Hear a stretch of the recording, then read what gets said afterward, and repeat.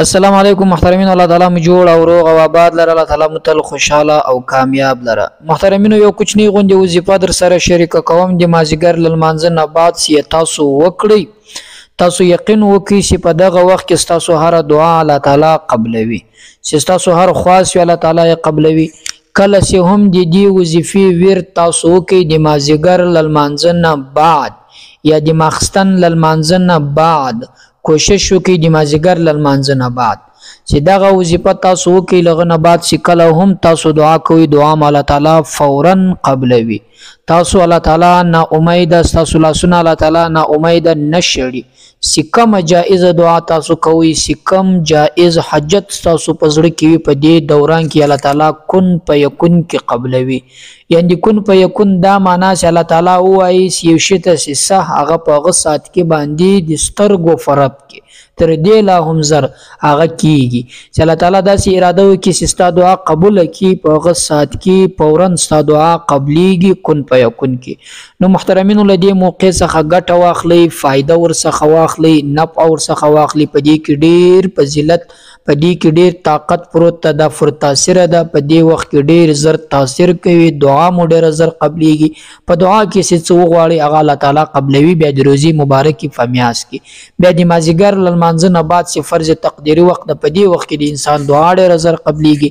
بیا د روزي مبارکي میاشت په دې وخت کې بیا اول 10 دي، مثلا هغه 10 روزي چې په دغه وخت کې د انسان دعا ډیره زر قبليږي. نو دا موکل الله سمور کوي، کوشش وکړي په دې وخت کې دا وظیفه ډیره کوي، د دې ورت کوي.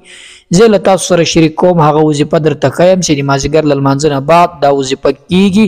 الله تعالی تاسو دعا په دې وخت کې ډیره زر قبلوي، تر نور وختو پورې په دې دوران کې دا وظیفه ډیره زر تاثیر هم کوي. محترمینو، هغه وظیفه د آیات کرسی. نبی کریم صلی الله علیه وسلم فرمای چې د سورۃ البقره د آیاتو سردار سیده هغه هم دغه آیات کرسی شریف ده. کم څوک چې د آیات کرسی شریف ورد کوي، دښمن بیا خپل ذلیلوي. د دښمن هغه انسان چې کوشش کوي د ضرر، د نقصان، یا د اولاد للاري، یا د اتفاق للاري، یا د کاروبار للاري، یا د تجارت للاري، چې په کم ترتیب باندې د دسیسې جوړوي، د دغه کاروبار ختموي، د اولاد مابین کې جګړې یا په کور کې مثلا داسې یو منافقت داسې کوي، دغه دښمن به الله تعالی د دې په برکت سره خوار او ذلیل کی. او په څو وخت کې، په ډیر لنډ وخت کې، په ډیر نږدې وخت کې به د هر مراد پر رسي، د هر حاجت به په رسي، او د هر دعا به الله تعالی جل جلاله قبول کړي. نبی علیہ السلام فرمایي چې د قران کریم د آیاتو سردار څه هغه دغه آیات کرسی شریف ده. او په سورۃ البقره کې چې د عظمت والا ده، چې د طاقت والا ده، هغه هم دغه آیات کرسی مبارک ده. د دې آیات کرسی شریف برکت سره انسان لا شیطان لا تکلیف څخه، د شیطان لا ضرر څخه الله تعالی ساتي. هغه جادو، هغه جنات چې دته ضرر رسولي، پر د باندې تاثیر چولي، کله د انسان پر بدن باندې تاثیر چوي، کله د انسان پر کاروبار باندې تاثیر چوي، کله د انسان په کور کې پر اتفاق او اتحاد باندې تاثیر چوي. مثلا جادو، سحر، جنات، د دې ټولو د مخنیوي لپاره، د دې ټولو د دفع کولو لپاره، د دې ټولو د ختمولو، د دې مشکل د ختمولو لپاره هم دا یو مجرب عمل ده، یو طاقتور عمل ده، یو پاورفل عمل ده. او دغه وظیفه کوي، دغه په څو وخت کې بس تاسو هر مراد الله تعالی در پرک. هغه طریقه زه درته ښیم محترمینو چې سره کم کیږي، او څو واره دغه آیات کرسی شریف ویل کیږي. تاسو تر پای را سره فاتسي، او په کم وخت کې مثلا طریقه یې څرنګه ده هغه ټول په نن ویډیو کې زه تاسو سره محترمینو شریک کوم. الله پاک جل جلاله په یو لیګ وخت کې تاسو دشمن خوار او ذلیل کی، او هغه د جناتو تاثیر، هغه د سحر، هغه د جادو، هغه د کوډو تاثیر چې پر تاسو باندې لګیدلې وي، تاسو زندگی ته مخ ته نه پریږدي، تاسو پر ژوند باندې خوند نه اخیستلی. د دې لپاره هم دا مجرب عمل ده. دا ټول به الله تعالی د دې آیات کرسی شریف مبارک په برکت سره، د دې په فضیلت سره تاسو دغه ټول مشکل الله تعالی در ختم کی. خو یاد ساتئ، له دې وظیفې کولو نه بعد به دعا فورا کوئ، ځکه چې اصل مقصد چې د دعا ده، په دعا سره تاسو هغه مراد پوره کیږي.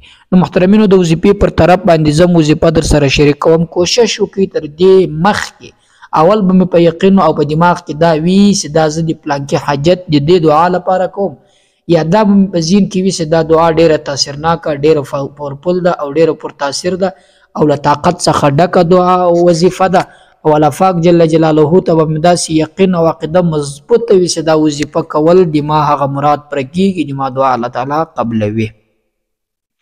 محترمینو هغه وظیفه درښیم.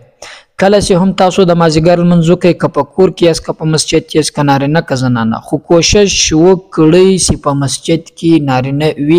بیا د دې روزې په میاشت کې د روزې په میاشت کې چې په عامو ورځو کې بغیر له روزې پر یو حرف ویلو باندې تا ته الله تعالی مثلا 10 ثواب درکوي، په روزه کې 20 ثواب درکوي. کم په روزه کې چې ته نفل کوي الله تعالی جل جلاله دومره ثواب درکوي لکه په خلاص خلو کې چې تا فرض کول، ځکه چې دومره ثواب لري. خدایات ساتي دی بل طرف ته بیا ولاړ شي چې څومره د ثواب ډبل د چنده دغه رقم ګناه هم د چنده د په دغه میاس کې چې بغیر له دغه میاس د ګناه کول چې مثلا 3% به د تا په ګناه په عمل نامه کې مثلا هغه لیکل کېدل، په د روزه کې چې کوي 4% به کې لیکل کېږي، ځکه چې څومره ثواب غټ ده څومره اجر غټ ده. دغه رنګ چې دی بل طرف ته ولاړ شي چې ګناه کوي، ګناه هم دغه ډبل په درشمیرل کېږي. نو کوشش کوي له دې څخه فریض او اجتناب وکړي، د عبادت خواته زور ولګوي. نو محترمین هغه وظیفه دا د کله چې مازدیګر لمانځه نه تاسو فارغ شوئ یا د ماخستن کوشش وکړئ د مازدیګر لمانځه نه بعد لغه نه بعد به اول وار یو وار درود شریف له درود شریف نه بعد به 15 وار الله لا اله الا هو الحي القيوم لا تاخذه سنه ولا نوم دا به واس. کله چې دا وې لغه نه بعد بیا ور درود شریف واس، بس لاس پورته کې الله تعالی ته دعا وکړي. د دې برکت سره الله تعالی تاسو دعا قبلوي، تاسو حاجت پوره کوي، تاسو مراد در پر کوي، تاسو په خپل مقصد کې کامیاب کوي. محترمین خدای دې وکړي دا اوس به تاسو خوښ شي، له نور ملګرو سره هم شریک کړئ، خپل یې هم وکړئ، کور کې بچانو ته هم ورکړئ، نور ملګرو ته دوستانو سره هم شریک کړئ. پر الله تعالی مسپارم، موږ تم دعاګانې کوي، به تاسو ته کو السلام علیکم ورحمت الله وبرکاته.